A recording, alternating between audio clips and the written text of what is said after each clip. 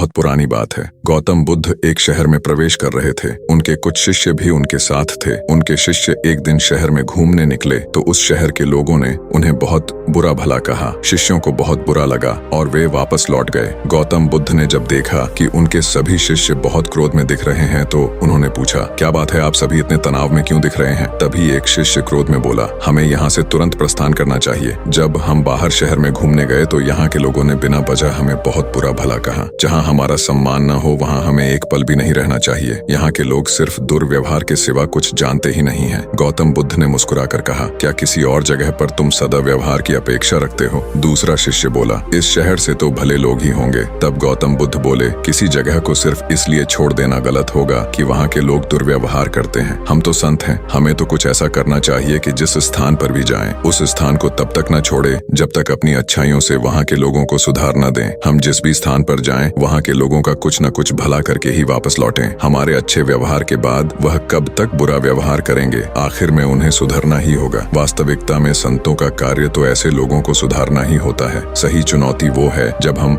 विपरीत परिस्थितियों में खुद को साबित कर सकें। ये सभी बातें सुनकर बुद्ध के प्रिय शिष्य आनंद ने प्रश्न किया, उत्तम व्यक्ति किसे कहते हैं? इस पर बुद्ध ने जवाब दिया, जिस प्रकार युद्ध में बढ़ता हुआ हाथी चारों तरफ के तीर सहते हुए भी आगे बढ़ता जाता है, ठीक उसी तरह उत्तम व्यक्ति भी दूसरों के अपशब्दों को सहते हुए अपना कार्य करता रहता है। खुद को वश में करने वाले प्राणी से उत्तम कोई और नहीं हो सकता। गौतम बुद्ध की बात शिष्यों को अच्छी तरह से समझ में आ गई और उन्होंने वहां से जाने का इरादा त्याग दिया। महात्मा बुद्ध प्रवचन सभा में आकर मौन बैठ गए। शिष्य समुदाय उनके इस मौन के कारण चिंतित हुए कि कहीं वे अस्वस्थ तो नहीं हैं। आखिर एक शिष्य ने पूछ ही लिया, गुरुजी, आप आज इस तरह मौन क्यों हैं? वे नहीं बोले तो दूसरे शिष्य ने फिर पूछा, गुरुदेव, आप स्वस्थ तो हैं? बुद्ध फिर भी मौन ही बैठे रहे। इतने में बाहर से एक व्यक्ति ने जोर से पूछा, आज आपने मुझे धर्म सभा में आने की अनुमति क्यों नहीं दी? बुद्ध ने कोई उत्तर नहीं दिया और आंखें बंद कर ध्यान मग्न हो गए। वह बाहर खड़ा व्यक्ति और जोर से बोला, मुझे धर्म सभा में क्यों नहीं आने दिया जा रहा है? धर्म सभा में बैठे बुद्ध के शिष्यों में से एक ने उसका समर्थन करते हुए कहा, गुरुदेव, उसे धर्म सभा में आने की अनुमति प्रदान कीजिए। महात्मा बुद्ध ने आंखें खोली और बोले, नहीं, उसे अनुमति नहीं दी जा सकती है क्योंकि वह अछूत है। अछूत मगर क्यों? सारे शिष्य सुनकर आश्चर्य में पड़ गए कि गुरुदेव यह छुआछूत कब से मानने लग गए। महात्मा बुद्ध ने शिष्य समुदाय के मन के भावों को ताड़ते हुए कहा, हाँ, वह अछूत है। वह आज अपनी पत्नी से लड़कर आया है। क्रोध से जीवन की शांति भंग होती है। क्रोधी व्यक्ति मानसिक हिंसा करता है। इस क्रोध के कारण ही शारीरिक हिंसा होती है। क्रोध करने वाला अछूत होता है क्योंकि उसकी विचार तरंगें दूसरों को भी प्रभावित करती हैं। उसे आज धर्म सभा से बाहर ही रहना चाहिए। उसे वहां खड़े रहकर पश्चाताप की अग्नि में तप कर शुद्ध होना चाहिए। शिष्यगण समझ गए कि अस्पृश्यता क्या है